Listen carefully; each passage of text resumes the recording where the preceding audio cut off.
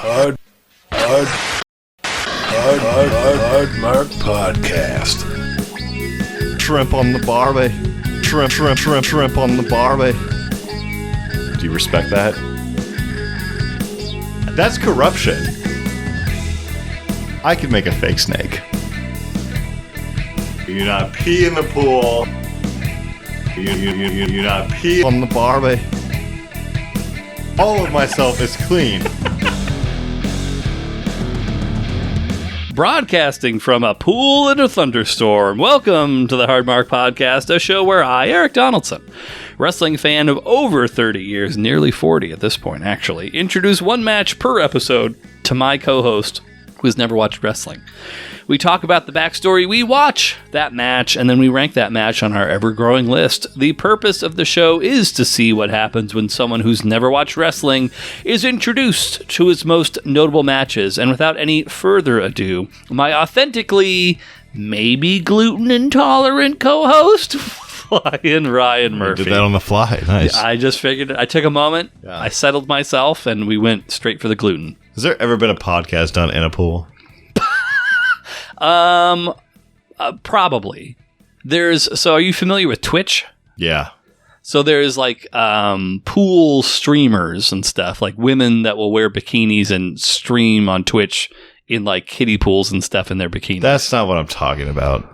Well, I mean, like in a pool. Like, what I'm saying is like the whole setup. I'm thinking the whole setup. You're in Florida, probably, you know, in Florida. Why does it have to be Florida? I don't know. It just seems like the pool, like type of, you know. I don't place to do it. I could not say for sure, like, oh, this episode of this podcast was in a pool, but it's probably got to have happened by this point. I'd love to do it. Oh, you want to be the first or 85th, depending on how it's gone?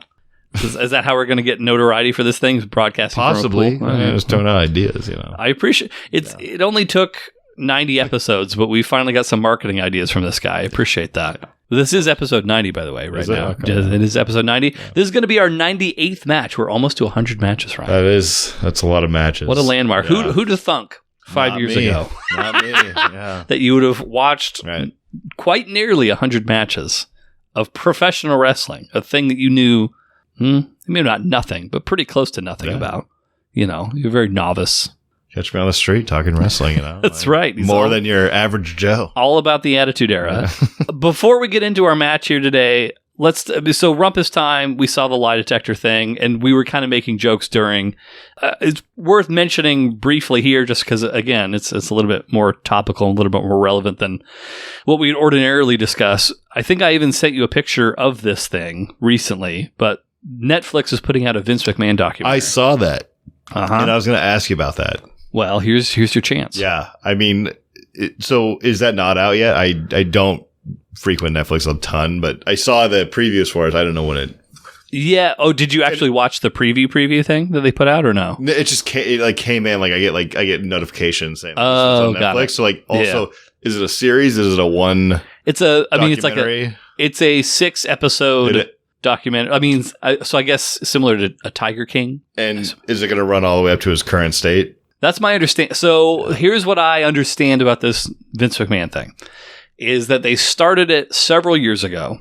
And I think the idea of it then was, this is just going to be like a big fluff piece personality profile of Vince McMahon, like this larger than life, character that people would be shocked about, kind of what his day-to-day looks like and whatever else. And so in the middle of making this, which is almost like the big trope of documentary filmmaking now. Oh, we're shooting it thinking it's going to be one thing, and then we get the call in the middle, and now it's something totally different. So I think in the middle of filming all this, and apparently they have hundreds of hours of footage talking to Vince, not about this stuff, right? But just, probably I'm sure his like what it was like growing up and stuff like that.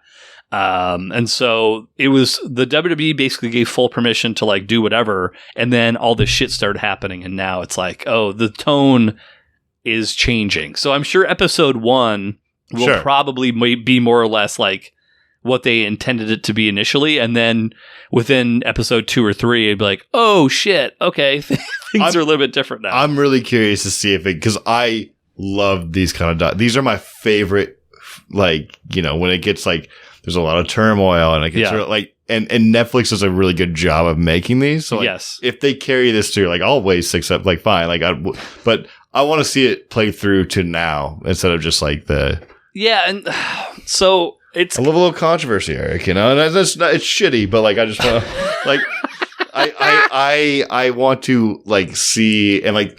Just stuff I don't like have a full understanding of. I want to see this in this, you know. So I'm willing to watch all 6. If anything, it's kind of a bummer that it's being released now. I mean, I guess you have to shit or get off the pot sometime. Like you have all this footage, and it's like you have to do something with it. But it's like, you know, we're right now at the cusp of shit really starting to go down with like a federal case potentially being brought against Vince, and then obviously the civil case with Janelle Grant that's been in the news over the past 6 months or so. So like we're really only now kind of getting to the point where like, oh, something's happening.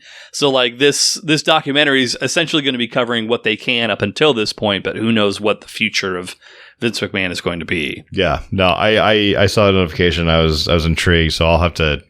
Yeah. Well, I'll be watching it. I'll be watching. I have a suspicion. Can I hit you with my suspicion as to what this whole thing is going to be like? And I could be wrong. I'm not saying like I guarantee it's going to be this, but like I've got a hunch. Mm-hmm. I keep hitting my stand here. I'm getting too animated. My suspicion is, and I heard a little bit of murmuring online from somebody who has inside information. Their uncle works at Nintendo, but yeah. I think that they are going to really just fully Weinstein Vince McMahon. And rightfully so. Yeah. I think a lot of people tend to discount Vince McMahon and his proclivities because it's like wrestling, and so it's such like a niche thing that people just don't pay attention to. I think this is going to bring a lot more eyeballs to like how just fucking weird and just disgusting he is. From multiple different standpoints, not even just the poop stuff, but my suspicion is that they will probably paint it like Vince was like, oh yeah, Vince McMahon was responsible for all this shit, and they're really not going to take a closer look at like Vince's circle of people around him in the company. It's good. Yeah, and my suspicion for why that is because Netflix paid, I don't know, over $1 billion, a very large sum of money to get Monday Night Raw to start broadcasting on Netflix as of January. Oh, no shit. So, like, the idea of just completely burying this property months before you start airing their flagship show, it'd be like, oh, my streaming company just got a deal with the NFL. Let's put out a documentary about the NFL's CTA covering up all these concussions and shit. It would be like that. For sure, yeah. So my suspicion is that they're going to very much paint Vince as like and I mean, obviously he was the boss, he was controlling everything, but I think there was a lot of people that were complicit in this shit that are still at the company that are being just essentially given a free pass because Vince is out of the equation. That's just my suspicion. That's what I didn't know about this Netflix getting like a deal with them. Like, but I was wondering, like, is the brand going to like stand for this, like, not slandering, but like, sure, like, right? But like, you know, are they how, or do they tie into it? But like, I had no idea that they're so like you're probably right. Yeah, it's interesting. I don't know, because like this past Monday, as of this recording anyway, Labor Day, they had a big live event on Netflix, the Kobayashi versus Joey Chestnut hot dog eating contest. Oh yeah, I watched part of it just because I was morbidly intrigued by it.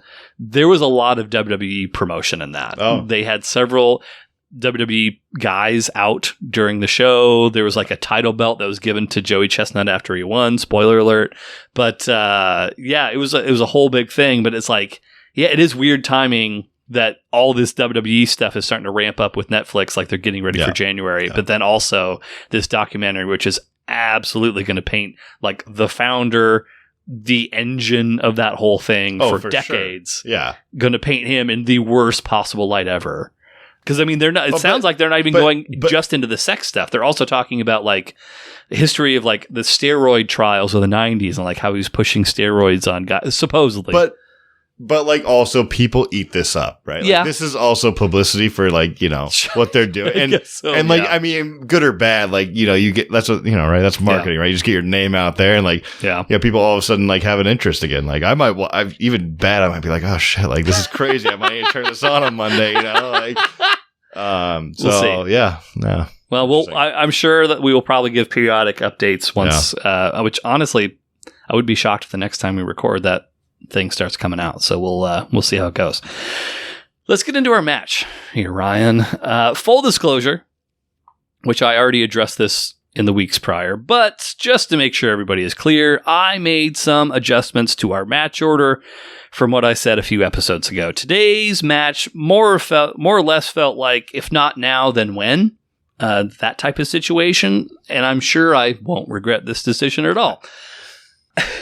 In the years following the end of the Attitude Era, many of the top stars from that time period had moved on to the next chapter of their careers, whether it be The Rock making the leap into Hollywood. He'll never amount to anything, I don't think.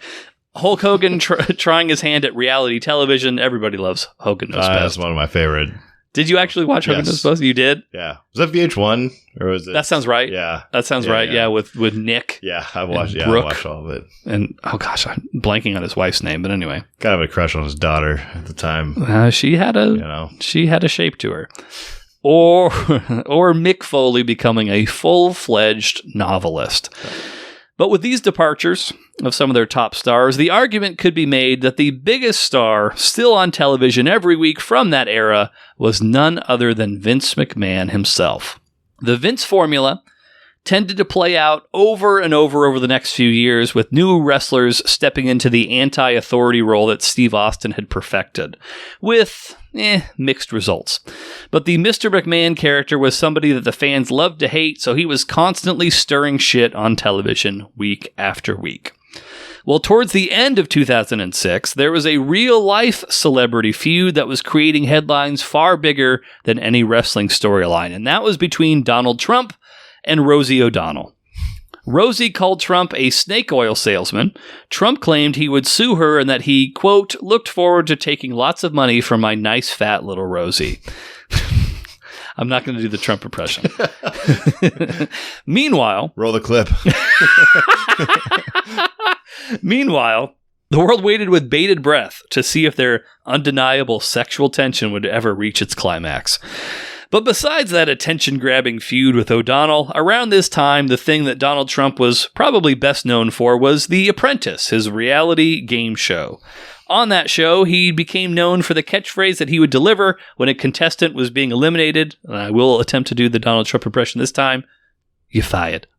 It's not a great impression. It wasn't great. But I gave it. I gave it my all. Because he didn't go over the top with it. It had to be somewhat measured. You fired. Yeah. But there was another man who had previously popularized that phrase, although his delivery was a little bit more phlegmy, a more guttural, "You're fired." And that was none other than Vince McMahon. Now, you may be shocked, Ryan, to know this, but Vince McMahon and Donald Trump, they go back a while. WrestleMania 4 and 5 were both held at the Trump Plaza Hotel and Casino after a deal was struck to bring both events there. But even outside of their business relationship, the two seem to share a unique friendship. For example, shortly after the company went public, Vince began taking chartered flights with his own WWE-branded plane to his destinations rather than flying commercial. Well, one day, as Vince was sitting at the window of his fancy-ass private plane, he looks out the window, and whose plane happened to be sitting across the tarmac but Donald Trump and his even bigger plane. Vince begins to stew, and then he gets a call from Trump, who says that if Vince can't fit everyone on his plane, that there's plenty of room on Trump's. You can imagine Vince's response from there. And of course, in later years, Vince's wife, Linda, would be in Trump's cabinet, specifically the head of the Small Business Administration. To my knowledge, she's like one of the only people that didn't really have any big scandals or anything. She just kind of did her job and took off, and then that was the end of it. But back to the time frame at hand, in the beginning of 2007, the WWE would capitalize on the Trump-Rosie feud and would have impersonators of each of them wrestle one another with the... Oh, okay. All right. With the Donald impersonator coming out on top. Let's pause, because I've thrown a good amount of information at you. Let's take a quick sit. Any thoughts from your side so far? I mean, is this what we're watching? No, the impersonator rap match. Okay. No, we are not watching the impersonator match. So far, like, that's what we've covered. Okay. Yeah. You're up to that point. I just want to give you a chance to catch your breath. Yeah. And then if there's anything you have questions about so far, let me know. But we have not started talking about the match we're watching yet. Correct. Okay. No, surprisingly enough, this is all not shocking at all. Okay. Got it. So, yeah. Okay. Yeah, we can move forward. Let's see here. So this impersonator match would get the attention of the real Donald Trump, who began to send McMahon messages on Monday Night Raw. This game of one-upsmanship culminated when Vince McMahon was presenting the crowd a giant This is real, by the way. He presented the crowd a giant blown-up version of his 60-year-old physique on the cover of Muscle and Fitness. So he was on... Vince McMahon was on the cover of the real-life magazine Muscle and Fitness when he was 60 years old. He had a giant blown-up version of that magazine cover that he then unveiled before the crowd of Raw to, bask. Who wouldn't? Bask in his crapulence. He had roughly the same physique as you. Wondering if there's... Ripped to death. Yeah. Oh, God. In the middle of admiring his chiseled frame, Trump appeared on the video screen, the Titantron, and claimed that Vince had no idea what his audience wanted, but that he did. Immediately, actual money began raining down in the arena. It was quite a spectacle. I'm actually a little surprised that nobody got in any fights that I'm aware of, but so they started raining money down from the rafters. So we're in TFs, Mm-hmm. Exactly. Raining down. That's where they got the idea from. Yeah. Several weeks later, Trump would appear in person on Monday Night Raw. In a hilarious segment, Donald Trump would challenge Vince McMahon to a match at WrestleMania. McMahon declined the challenge, stating that his doctors had it... Donald Trump challenged McMahon. Yes, Donald Trump challenged Vince McMahon to make sure, to a match at WrestleMania. Sounds exactly right. Right. Mm-hmm. Yeah. Okay. When I think of both their personalities, the one that I can imagine challenging the other one would be Vince. For sure. Would be Donald Trump. Yeah. McMahon declined the challenge, stating that his doctors had advised him to never wrestle again. Which, and you sort of alluded to this already as a quick aside, I believe 100% that if Trump and McMahon were to fight in real life, McMahon would annihilate Trump. There's no question in my mind. Even though Vince McMahon has virtually no athletic ability, his will to destroy is nearly unmatched in modern history. So he would find a way to win no matter what physical cost it came to him. Yeah. I mean... I believe that about most people, but for sure Donald Trump. Vince McMahon almost got in a real-life fist fight with Bob Costas one time. There's footage of this. He almost fought Bob Costas on camera. Bob Costas, American legend. Absolutely. Right? Yeah. It's like getting in a fight with Marv Albert. You just don't do that. So he's got a really short-ass fuse, and he is willing to sacrifice himself. If the fight's not just strictly talking shit, then probably gonna go to Vince. Right. Talking shit, I think maybe you give a slight edge to Trump, but it's close. Yeah. It's not that distant. But physically, I think McMahon rips his diaper off and kicks his ass. But either way, back to the discussion between McMahon and Trump. McMahon countered Trump's proposal with one of his own, that both men would choose a representative to compete. Of course. God, these two goddamn pussies, dude, Hey, these are billionaires, okay? You're sacrificing so much if one of them gets hurt. All right, I'm intrigued. Okay, so they're choosing representatives. Yeah. Trump accepted. You got to up the ante here, of course. Yeah. It's a Trump. Trump accepted, but only under the condition that whoever lost, so whoever's representative lost, would then be shaved bald. After some hemming and hawing, Vince McMahon would agree to those terms. Of course, it wasn't them, right? Yeah. Well, so either Trump or McMahon are going to be shaved bald. Oh, I thought their representative was going to be No. One of them. So you choose the representative. They both have a great head of hair, all right? If your representative loses, got it. You, the billionaire, are then shaved bald. So in short order, after this, McMahon would select his representative, a man we have not seen on the podcast just yet, the Samoan bulldozer, Umaga. Now, Umaga was a throwback to a lot of the 80s gimmicks in that he was presented as an unhinged savage. He was a crazed wild man that wrestled barefoot, he wore face paint, and he didn't speak English. His finishing move was known as the Samoan Spike, which involved him taping his hand with an ungodly amount of athletic tape. He would extend that heavily taped thumb out, and then he'd jam it into his opponent's throat. So that's what he did. Nice. But Trump was not to be outdone. He used all of his Trump stakes money. He appeared via the video screen, and he announced his representative, another man we have also not seen on the program just yet, Bobby Lashley. Lashley was a former sergeant in the Army. He competed in high-level amateur wrestling, and he nearly wrestled at the 2004 Olympics.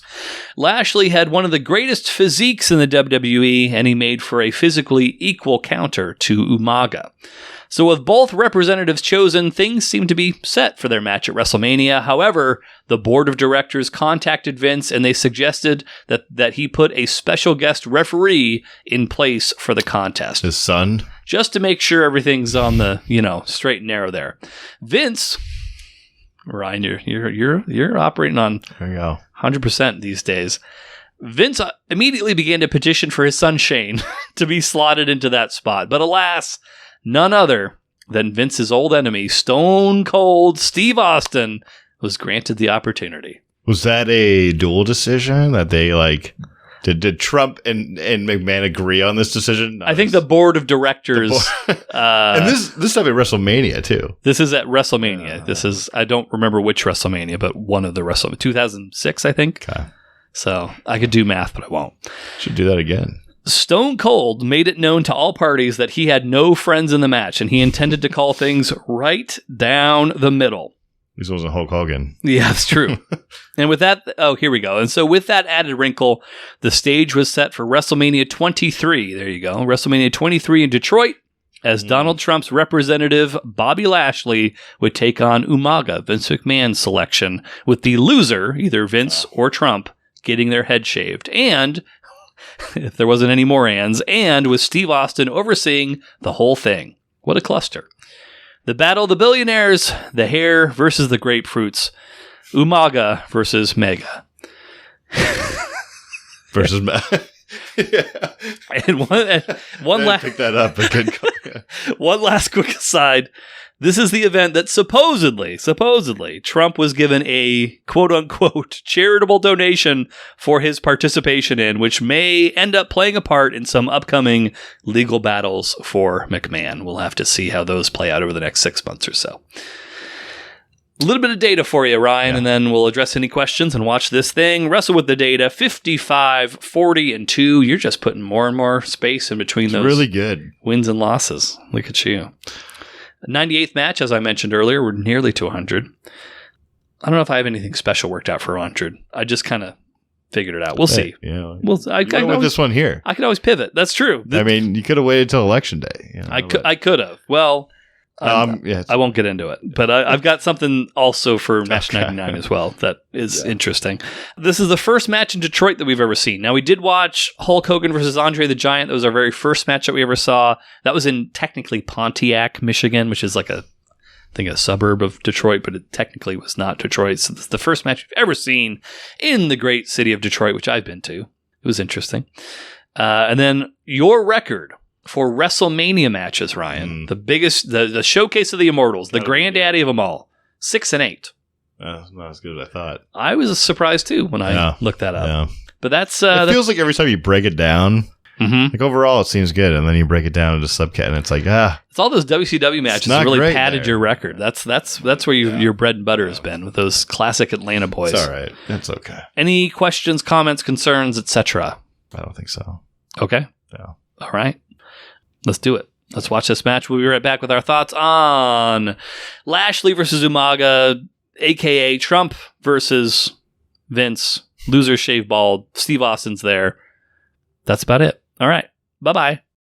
Now, Umaga, I don't think you want to get on the bad side of the rattlesnake. Not in this match. Stone Cold with a handful of Umaga's hair. Austin trying to control the Samoan Savage. Look at Mr. McMahon. He's so proud. Look, he's telling Donald Trump your hair's on its way out. Get up. Austin hooked the eye. Austin's got the eye hooked up Umaga, and Shane McMahon tried a little something cute there that Austin. Shane was going to try to get off. Oh! Good God, the Samoan spike! Oh my gosh! Stone Cold got the Samoan spike buried in his neck. Now what? Austin got the Samoan spike. Austin is outside the ring, and now Shane McMahon and Umaga double teaming Bobby Lashley. And now the McMahon men putting that trash can. Shane McMahon, oh my God, no. You better do something. No, you gotta be kidding me. This cannot happen here. Shane McMahon on the top rope. And Shane McMahon going coast to coast. And smashing that metal garbage can right into the face of Bobby Lashley. That's it, JR. Hey, look at this. Donald Trump. Donald Trump taking down Vince McMahon. Oh my God. The hostile takeover of Donald Trump on Vince McMahon has happened at WrestleMania 23. Oh, Austin ducks. Stone Cold. Stunner. A Stunner's Umaga. Oh, Lashley with a spear. Lashley with a spear. Will it be? Will it be? Yes, it is. Lashley wins. Lashley wins. Here's your winner, Bobby Lashley. We're back. The Battle of the Billionaires. We just saw it. Ryan and I, we're just basking in our crapulence over here. Ryan, what did you think of that dramatic contest? It was, God, it's like right where we watched the little clip earlier. I'm right in that same range. A solid B. Very, very B-ish. A solid B. Okay, all right, reasonable. It picked up. I like the end. I like the end of it a lot. Yeah, you're pretty nonplussed until it didn't do much for me in the end sequence. Yeah. So. But no, it picked up, and it got, I liked the ending quite a bit. So okay, well, let's take a look at the notes. So this is before the match. Like I found this when I was skimming through everything. There's a Vince McMahon backstage segment. His daughter had legitimately given birth, I don't know, a couple months prior. So respectful to her too. Yeah. So respectful, and so she brings what is meant to be his granddaughter into this room that he has a bunch of pictures of Donald Trump with various forms of shaved, like he had a mohawk in one, and then I think he had like dreadlocks. I don't know why he would have dreadlocks if you're shaving his head, but he did have dreadlocks in one picture, I think. And then Vince McMahon starts cutting a promo about what he's going to do to Donald Trump to the baby. There's a camera inside of the stroller, so then Vince McMahon is delivering, in baby talk, mind you, is delivering this promo about, I'm going to give him a skull fracture. Would you like that? Would you like me to give Donald Trump a skull fracture? And it's among the creepiest things I've seen in recent memory. Well, they show a POV too. Right. Sure, yeah, it's the baby cam. It's the stroller cam. And then Stephanie's like trying to get him to stop, and he's, shut up. Yeah. It keeps going. So that was kind of the amuse-bouche before the main course of the match itself.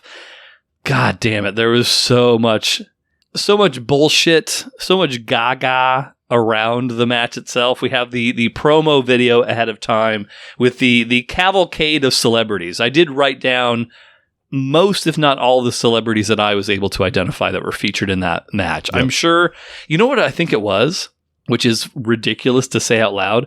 I think that they had cameras at the Wild Hogs premiere, which Wild Hogs was a movie starring John Travolta, Tim Allen, and maybe like, I don't know, Martin Lawrence or something, as like middle-aged guys who want to become like bikers. Yeah. And I think they were just there and started just any celebrity that would give them a moment, be like, hey, Trump versus McMahon. And they're like, Trump. And then they just used all those clips. So it was James Woods was in there, John Elway, John Travolta, William Shatner, Jewel, and The Rock were all featured in this promo video before the match. I mean, it makes sense. Like, and that's not a bad list of celebrities to. I think they could probably do better today than they were able to do back then. They could. Maybe. I think so. I'm not sure people want to show their face in that kind of match today. Maybe. Like, 2006, like, it makes a little, nice. I'm not sure. Like, that's. Nowadays, they got Bad Bunny wrestling, dog. Bad Bunny. Do you know who Bad Bunny is? Is the artist? Yes. Yeah.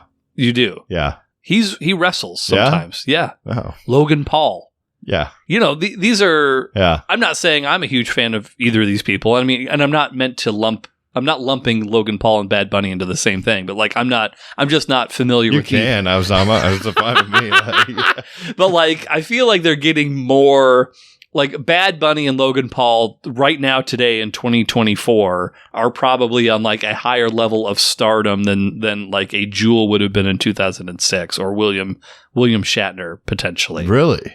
I think. Well, maybe you might be right. And also, you're getting them to say like 3 words on camera, whereas you're getting these other guys who are like big stars in their respective field. Like everything culturally is more like splintered than it used to be. But like Bad Bunny, from what I understand, huge deal in music, especially like, Hispanic music, etc. Logan Paul, again, very divisive for obvious and for justifiable reasons, from what I understand. Yeah. But again, a huge star, and they're getting them to not only like say a couple words on camera, but to like wrestle. So I don't know. My suspicion is if they were to do something similar to this right now today, they'd. The fucking Rock. The Rock is so much bigger in 2024 than he was in 2006. 2006 may have been like the lowest point of The Rock's career, honestly. Yeah, like I'm just surprised that match was a celebrity line with Trump being there at the time, because like that's just like you want to make your appearance at those types of things, right? Like I don't know, like. I mean, anybody was at the Wild Hogs premiere. Logan Paul's going to find him, just slime himself away like into anything, into any match, Like here we go with that more of that anti-NFT talk. I won't hear it, Ryan. I won't hear it. Yeah, sorry. Okay, I appreciate your apology. Yeah. We cut to the ring itself, the barber chair. The barber chair not only gets its own theme music, but it also gets a video, Titantron video, as it comes out to the ring. To dead silence. Yeah, people. I do think this is one of those matches, and you and I have disagreed about this before. You'll probably chime in about this again. I'm mentally steeling myself for this.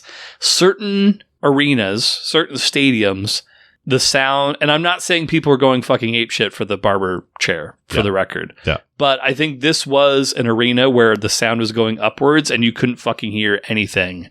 Like there were a couple of like reactions you could hear a bit, but for the most part, there was not a lot of sound coming from the audience. That's poor design by the architects on that one. Like, you gotta blame the architects for this. Yeah. I'll look up who I think it was at Ford Field. Does that sound right to you? Probably right. Yeah. It's when we lost the Super Bowl that year. Oh shit! Yeah, 06. Wow, this guy, Mr. Football over here. We should call him. But Vince comes out first.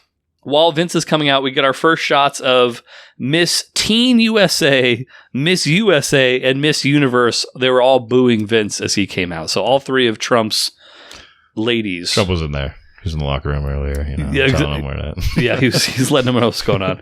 Vince starts pantomiming cutting Donald's hair, so he's doing the cutting thing. There's a sign. I don't think I picked up on it this time, but I was putting my notes together. I did see it. There's a sign: Trump can't shave Vince's grapefruits. Balls. That is, there is balls known as grapefruits. Is that a thing? Yes, that is a thing. Just big balls. Big balls, okay. Supposedly. By his own admission. I don't like that at all. I love grapefruit, and now...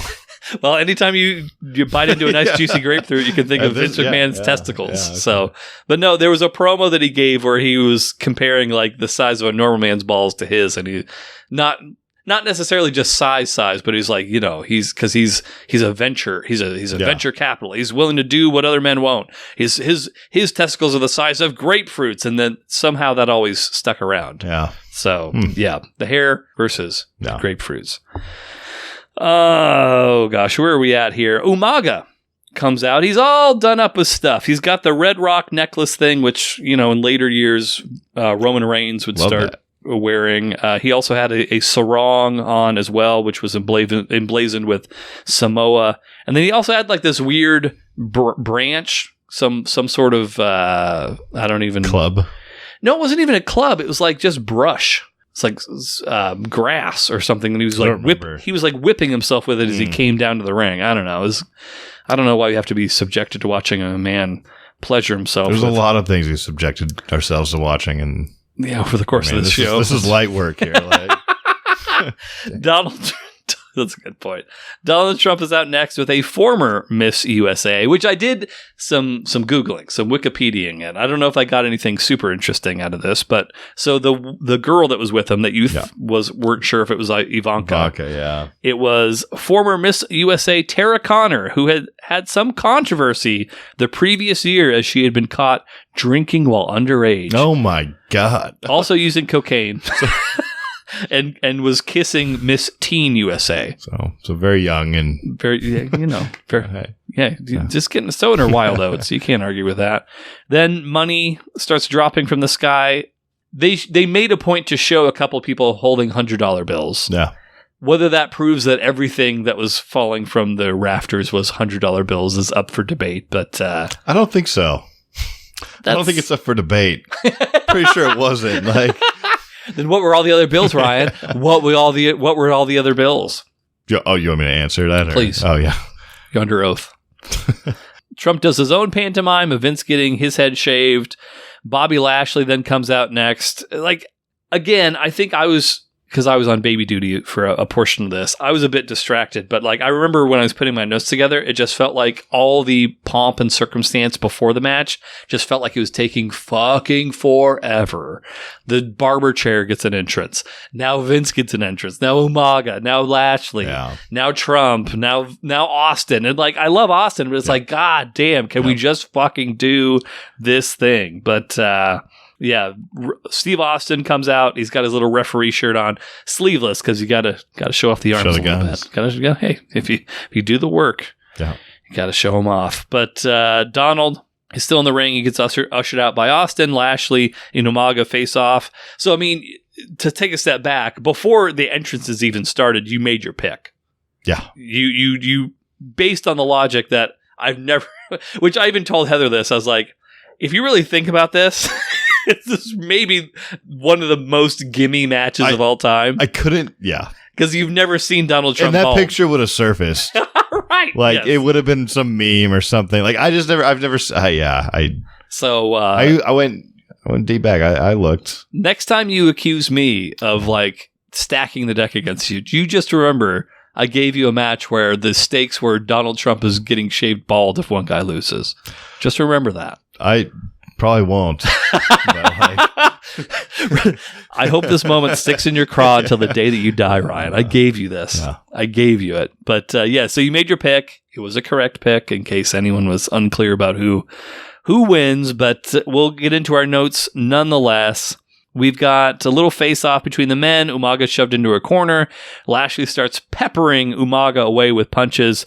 And then we get the first, and this is kind of like a seed, as the seed planter, I'm sure you could appreciate this, a little seed that's planted early. Austin forcefully breaks the two up, and he gets in Lashley's face. To, basically establish, like, again, he doesn't care who wins or loses. Yeah. He just wants to make sure somebody wins. And whether it's the quote-unquote good guy or bad guy, if you're breaking the rules, hey, I'm going to enforce some law and order in here. We're going to have a clean winner. Yeah. Umaga misses a splash in the corner. Lashley then hits a diving shoulder block. And then Armando Estrada gets involved. He gets Umaga's leg in the rope, which then Lashley drags Umaga's manager Armando hits a big power slam and dumps him outside. I don't think we see Armando ever again during this match. I don't think. I'm pretty sure that was the end of poor Armando. He was a skinny guy. I guess. I mean, he was the guy that was ringside that wasn't Vince or Trump or Shane. He's the only skinny guy there. Yeah. And so, let's see. Umaga charges towards Lashley. Arguably one of the moves of the match. I guess we'll see what your opinion was. There's probably only two that could feasibly be this. Umaga charges towards Lashley. Lashley does the low bridge, so he pulls the rope down. I think that there was a little bit of miscommunication here, because Lashley pulls the rope down.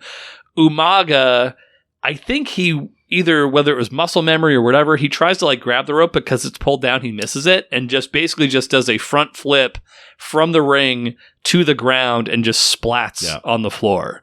For me, I think that's the move of the match. That was the first one that you were talking about? Yes. Yeah. I mean, it looked like it hurt. Especially for like a 350-pound man. Yeah. Like, it's one thing for like, if you're 130 and you're doing that, that's again, one thing. But like that size of a dude. That's fine. It was It looked like it hurt for sure. It was a basic You move, said though. you would crack your tailbone if you did that. I would. Yes, I would definitely crack. He's got a little bit more of a dump truck on him than you have, but still. I would not want to like replicate that. No, like, but But Lashley kind of does his own thing.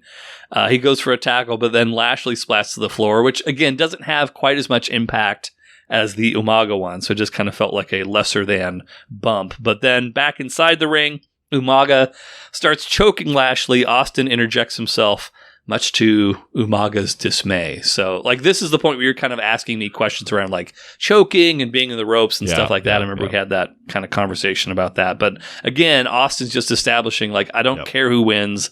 I'm just going to make sure that we're kind of following some form of the rules here. But Austin then grabs Umaga's hair. Umaga thinks about taking a shot at Austin, but then he walks away. Lashley hits some punches to Umaga. Umaga with a big clothesline to Lashley. Umaga with a series of rope-assisted butt stomps. I know that this may have been the low point of the match for you. I think you were getting annoyed by the butt stomps on the ropes. Yeah. I mean, just nothing was like looking that fantastic, especially for you guys that has rope presence. If the match rope presence, I forgot that you used the term rope presence during the match, which was so befuddling to me. If let's say the match had let's say Umaga hits the butt stomp, the match ends shortly afterwards. Where would the match have ranked if you had to guess? I mean, if it ended that abruptly, it would have been like a shocker. Like, it wouldn't have been a good, but it would have been more like shocking. Oh, so you would have appreciated just the shocking, like, kind of, yeah, like just to end that quickly with a butt stomp, like kind of like, oh damn, like. So, see again, a series of butt stomps. Umaga keeps eyeballing Steve Austin. Lashley goes for a slam, but he's too big and just falls over. At this point, McMahon gets on the apron. He starts barking at Steve Austin to start counting faster. Lashley hits the ropes, knocks McMahon off of the apron out to the floor. Umaga then comes over, does a weird head and arm facebuster thing. They get a shot back to Trump. Shake it off, Bobby. Come on. Any of the shots to Trump where he's trying to encourage Bobby just felt so hollow to me. I was going to say during, I bet they had to, tell him to, yell something there. He wasn't paying attention. He's like, oh, Trump, say something, yeah. He was trying to scope out pretty ladies in the front row. He couldn't have cared less who was in the fucking match. But then Umaga takes a big flare bump from the top rope. We've got a shoulder block from Lashley.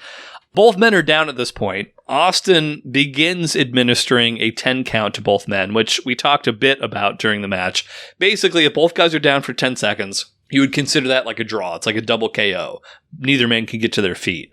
Austin, he gets to 9, stops, and then he's just like, no, somebody's going to get shaved bald. I'm not counting anymore. Somebody needs to stand up.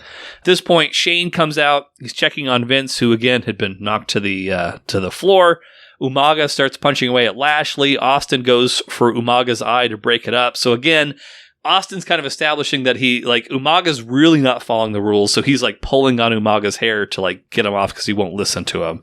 At this point, Austin is momentarily distracted by Shane McMahon, and then Austin eats a Samoan spike from Umaga, which then Austin's out of commission for at least the foreseeable future.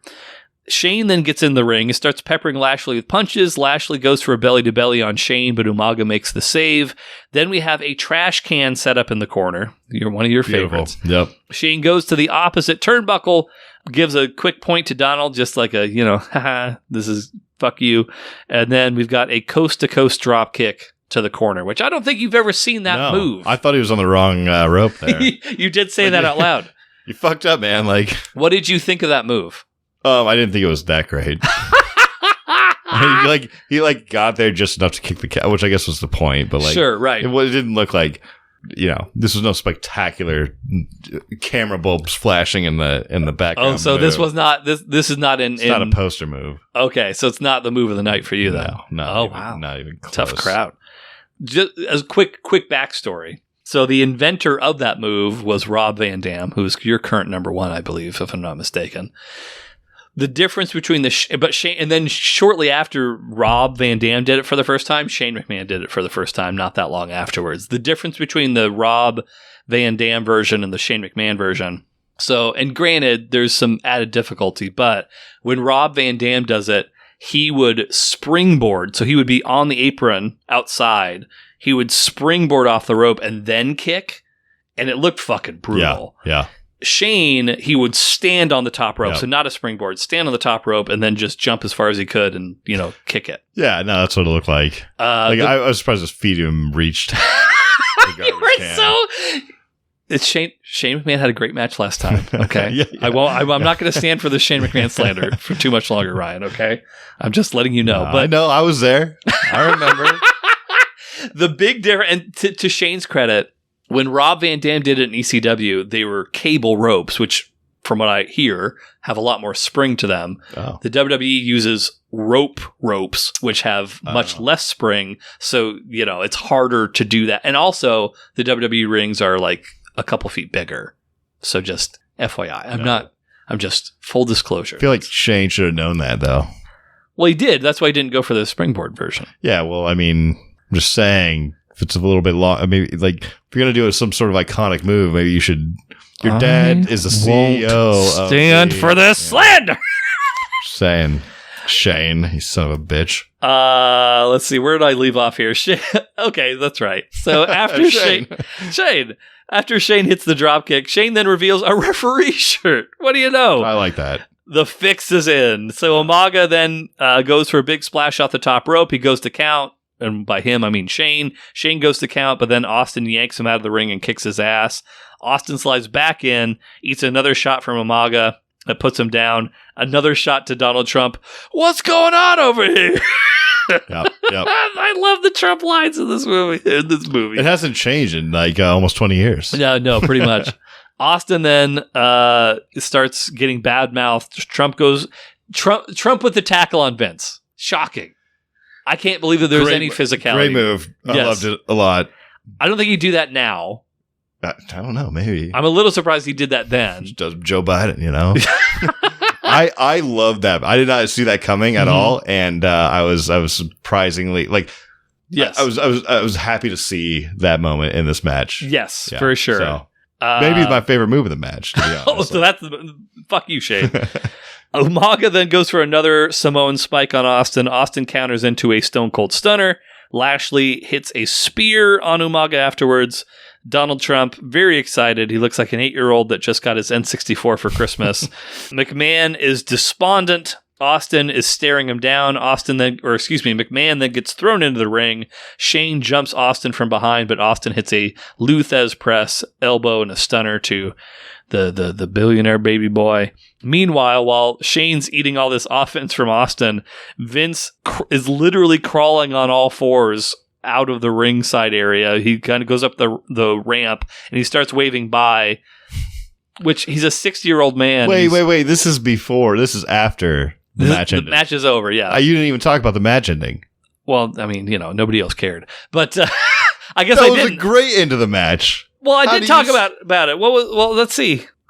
Austin hits a... No, I did say it. Austin hits a stunner. Right over it. No. You said right to... Okay, you talk... Okay. I said Austin hits a stunner. Lashley with a spear. That was the move that ended the match. Well, you brushed right over it then. I didn't... Okay. Lashley hits a spear, and that's the move that won him the match. So he pins Umaga. Yeah. Austin counts 1, 2, 3. But it was a very, theatrical, ending. The only thing I didn't say... The bell start ringing. The bell rang before the 3 happened. It was... Yes. No. It was... The whole you just skipped to where he's leaving. That's crazy. I didn't. It was the best part of the match when the only thing I didn't say was that's the move that ended the match. I didn't even think you said who won the match. Lashley won. Yeah, but not now. I just said it. I'm pretty sure you skipped that part. I think your gluten is affecting you. I think the gluten's going to your brain, Ryan. I didn't eat any gluten today. You're drinking your gluten right now. That's different. Okay. That's a lot of gluten. Go back, rewatch the tape, and tell me. And I gave you orzo earlier. It had good orzo. Yeah, it had gluten in it. Okay. All right, go on. That's pasta. Carry on, dude. Vince McMahon starts crawling away on all fours. He starts waving goodbye, but then Lashley catches up to him. Who'd have imagined that Lashley would be able to beat Vince McMahon in a foot race? Catches him, hoists him over his shoulder, brings him back into the ring. The barber chair is then set up. McMahon then backs into Austin. We have the Looney Tunes who is that behind me? He's patting behind him. He feels Austin's bald head. Yes. I feel like the chair should have played a little bit more of a role. The barber chair? Yeah, like it should have like tackled him or something, because he had his own entrance. Just like it should have just been someone inside of the chair, like fucking Cherry from Pee-wee's Playhouse or some shit. Okay. I mean, you know what? If we're gonna go this Looney Tunes with it, why not? Yeah. But the barber chair. Speaking of the barber chair, so Vince McMahon eats a stunner to incapacitate him long enough to get him in the chair. This chair had straps for his arms, waist. Yeah, looks like a death penalty like type of. Pretty much. I don't know if his legs were, but for sure his arms. Mile. Lashley and Trump then tag team with the Clippers. They're playing this whole thing out. They clip his hair first. Then they have music. It's called Bald Headed Blues. They made their own song to play while Vince McMahon is getting literally shaved. So after they trim him with the electric clippers, then they take razors and they put a comedic amount of shaving cream on him. And Austin's just there drinking while Trump and Lashley shave Vince McMahon's head bald. And then Lashley shows Vince what he looks like in a mirror. Vince twice attempts to fall over from the shock, but the barber chair is too heavy. So then Austin has to go into the system and knock it over. Vince McMahon just starts crying as he makes his exit covered in shaving cream. And then Austin, as a parting gift, stuns Donald Trump in the shaving cream and beer and whatever the fuck else is in the ring and makes his exit. Yep. And that's our match. Really turned around at the end that you skipped, but like I didn't skip. I didn't say one line. There was one line I did, and I didn't even have it written down because apparently, this is just a cluster. Yeah, it's just a cluster. Yeah. So I guess it's up to you now to rank that cluster. I feel like I don't even need. Wow, you're just gonna say a number. This was match 97. Yeah. My phone's outside anyway. Oh, I'm gonna pull up my list. Give me the bulk areas these can be put in again. Fucking amazing, great, okay. Yeah, fucking amazing, great, good, okay. Like bad. this feels like it should be at the bottom end of okay. That seems fair. Yeah. That seems fair. Let's see. Let me pull up the old, which I should just get a sponsorship with them. The Unified Remote. I always want to call it Universal Remote. It's not that. It's Unified Remote. So bottom of okay. Oof, number 75 is the bottom. Is the very, very, very bottom of okay. So that is wow. I don't agree with this at all. The bottom of your okay is Terry Funk versus Jerry Lawler, the empty arena match. So it was no fans in the stands, no fans in the crowd. I don't know if it's at the bottom. I'm just saying. It's sure. The bottom. I understand. So 75 is that, and then just to kind of let's see if there's anything else of interest here. Oh, okay. I'll try and list out some matches that you may remember that may have some, things. I see a match, number 70, the scaffold match, which was where the scaffold was literally above the ring, and that actually was the very first time we ever saw Steve Austin. That low, yeah. And that was 7 because the match sucked. The match was really bad. Like no one fell off the scaffold, which is like the whole appeal of the scaffold. Scaffolding. Yeah, it was a capture the flag essentially, is what that match was. So that's a notable one. I don't know if that's a bad match. Are you saying that what we just saw was better than probably? That? Yeah, yeah. Okay. But no, not that much higher. Let's be sure. I don't want to put this above the mean. I understand. So that was 70. Yeah. 65. Yeah. Just a bit higher. The Rock versus Hulk Hogan, WrestleMania, which you didn't love. You didn't love that match. I remember you particularly took umbrage with Rock punching Hulk Hogan, then Hulk Hogan flying out of the ring a couple times. I love to shit on The Rock and Hulk Hogan, so I'd like to make this a little bit better. So you're saying this is above Rock Hogan at... Should I put it 64? The current 64 is Charlotte Flair versus Becky Lynch. Evolution. Oh, here we go. Women's Evolution. Yeah, here we go. It's been about time, Ryan. Actually, yeah, fuck it. Like, let's put it 64, So are you saying this is going to be above Rock Hogan but below Becky Lynch, Charlotte Flair? Or above Charlotte Flair and Becky Lynch? Is this the new 65 or 64? Let's put it... No, 60. That would be below them. Yeah. You want below the women's match? Yeah. So it's any questions coming my way. Like, I mean, you are a He-Man man and lady hater, so I mean... The question's already there. Yeah. 64. Put it. Personally, I blame the gluten. Okay. Let me just make a note. So new 65. Is that what it would be? Yeah, because the current 65 is Rock. Okay. All right. Yeah. Okay. Yeah. Gosh, now I have to fucking rank this. Just rank it 65. Keep it easy. You know. I mean, you've kind of sold me on that idea. Yeah. Okay, it's definitely not great. You have a really small list. That's because I think that most of the matches that we've seen have been good or better than good. You're a harder critic to please, apparently. Yeah, well, that's why they bring me on. Is it? I don't. This match is probably okay for me as well. I don't think it was quite bad, but there were definitely elements of it that really annoyed me, like just the length of time it took to just fucking start the goddamn thing. And the match wasn't good. The match itself wasn't good. No. The wrestling wasn't good, I should say. Like, the match was like... for me, the highlight was the bump that Umaga took out to the floor. Yeah, for me. That's it. and then you know, anytime I see Shane do a coast to coast, I enjoy it, despite your reservations about it, which are, you know, unfounded, and you'd never be able to do that move. But oh no, Eric. Now those ankles, dog. What's your range right now for okay? Oh shit! It is. I think you can see that 70. It's that LASIK. 70 to 85 is my range. And this is again the 97th match we've seen. Okay, I'll just go from the bottom because I think it's more bad than it was good.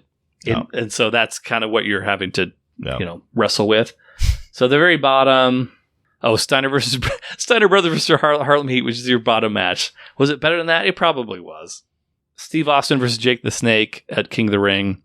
That match was weird. I don't think I love that match. I'm going to say this is better than that. Team Helmsley versus Team Marrow, the debut of The Rock. Now we're getting closer. This might have... and then above that is the squash match where Mick Foley got his jaw broken by the Bulldogs. I think we're pretty much there. Yeah, this is the new 84 for me. This is in between. This is in between Austin versus Jake the Snake, and then the debut of The Rock, Team Marrow versus Team Helmsley at Survivor Series, like 96, I think is what it was. New 84. So there you go. There you go. There you have it. Which means, parting is such sweet sorrow, but I have to be a parent for at least a little while. So we got to close this out. And so we're going to go to Eric's Wisdom Tree. That was, I'm on too. Turn me off. I don't like this at all. You don't want to say something fun? No, cool. Was that the most you've ever dove into that? I don't know. Maybe physically, yes. Yeah. I want to say physically it was. I wasn't here for a lot of them, so that's true. That's a good point. You were visible of those things, but who knows? Man, I need to bolster this. I don't feel like, I don't know. I think as I get older, it's just I realize I don't know all that much. And so it's like, it's hard to say like, oh, I've got this wisdom. You know what I mean? I'm going to have to bring one to the next podcast. Because I'm getting more and more like just passionate about my own ideas, whether they're wrong or right. I'm digging my feet in a little bit. We can try it, but just be aware that I'm ready and willing to tear yours apart the same way that you have for me for the past 5 years. Some of them are, you're right. You are wrong. Like, so. I'll just, you know what? They don't need to be fancy. I'll just say this one, which I think is valid. I stand by this. Tea is weird. Yeah. No, for sure. Like, I don't hate tea. It's the thing. I don't think tea's bad. It's just weird. You're taking a sack of dry leaves and just letting it just marinate in a cup of hot water for a couple minutes. And it's like, oh, I'm just going to drink this dried leaf juice. That's all that it is. It's bizarre to sit and think about. Also, like, I wish if I was going to drink tea, I'd get more fucked up, you know? and not, like, I don't want to, I know you could do, like, a bunch of stuff. You can do whatever versions of tea, but I want regular tea to fuck me up a little bit if I'm going to be drinking tea at night, you know? I wonder if there's a tea that does. Like a tea, though. You're talking regular tea that gets you, like... Well, sure. You know, yeah. Yeah, not like an alcoholic tea. Yeah, well, I think well, I mean, tea, like, the most tea would have would be caffeine, though, right? Well, so you're talking about, like, people make tea out of a lot. I think you do mushroom tea. Oh. You know, you could do like probably some like, you know. Well, that probably would fuck you up. Like, so yeah, no, but like I'm talking like just the regular, like I don't know what is, I'm drinking tea at night and it could be kind of soothing. Sure. Like I get that. But like if I'm drinking tea, I want a little more bang for my buck, you know, like on the return side, cause I don't like tea. I don't love tea. It is weird. I get it. Tea or coffee? Are you a tea or coffee? Really? Oh yeah. I'm more of a tea man. Yeah. I've only had probably, I could count on one hand the amount of times I've had coffee. I really like coffee. Yeah. I don't really drink caffeine except for if it's like if it's really dire straits and I need caffeine, I'll do like a tea. Not even alive until I have a coffee. Like it's I don't know. Like it started at Wave. Anyway, the other thing I want to say about tea though, because the taste has always been weird to me. It's like this kind of watery, like it tastes like tea. Like what do you like? So like they always used to have these like 99 cents Arizona like teas, and everyone was so big on them. And I'm like, and like they're buying like stacks of these things, you know. And I'm like, this is gross. Like this is not good. I will say, being married to an English woman, I have drank different types of teas, and I've like there are some that are like what you're describing. I think there are others that are actually decent. I think it's a matter of finding a type of tea that you like. Yeah. And like, that's, you know, the direction to move in. It's fair. The girl I was like kind of dating and like, she was a big tea person. So we went to the tea shop. Oh. In Snohomish. I didn't know there was a tea shop. There's a tea shop. I didn't know either. We went in Do they do high tea? She didn't want to go to the bar. So we went to the tea shop instead. Oh, perfect. And, just huge selections of teas in like glass jars and like, you know, like, I did high tea for the first time earlier this year. I don't know what that is. I didn't know either until I went. What is it? It's a specific. So high tea is like, I think is traditionally like an English thing, but they serve you tea, and then you have little cakes, little petit four cakes, little treats, and you know, you have like a sandwich and a salad or something. It's just lunch, but it was with tea essentially. But I'd never done high tea. Sounds very British. It is. Yeah. It is. And there's a place in Seattle that does it. There's a couple places in Seattle that do it, actually. So something to think about. No hate on tea. I get It's also somewhere in the islands, like San Juan's, that does high tea as well, I believe. If you're ever looking to, you know, if you ever meet a nice woman, after you get your hair cut, once you get all shredded up, once you get that Lashley physique on October 17th, Ryan, then we'll talk. Yeah. Good. Tea's weird. It's a weird thing. Yeah. It's not bad. It's just weird. It's weird. Some tea's bad. But I don't think all tea's bad. Okay. I agree. I don't have much to say. Like, yeah, well then. Except for Arizona iced tea 99 cents. Why are you behind so much of that? 99 cents? Ridiculous. Well, thank you very much. That wasn't a sentence. Thank you very much, everybody. Appreciate your time. And in the interest of equal time, I'm not going to say too much, but you know, as a member of the media, I'm responsible. I would never showcase, you know, one member of a political party without providing equal time to somebody else. So that's all I'll say. That's all I'll say. So tune in next time. Kamala Harris match. We're gonna find out. I don't know. I'm not gonna commit to anything. But if you're not hard hearing that news, you better get hard. And if you get hard at Donald Trump, you better stay hard. Good luck. Does he have a cut? You're fired. It's good. Yeah. Turn me off.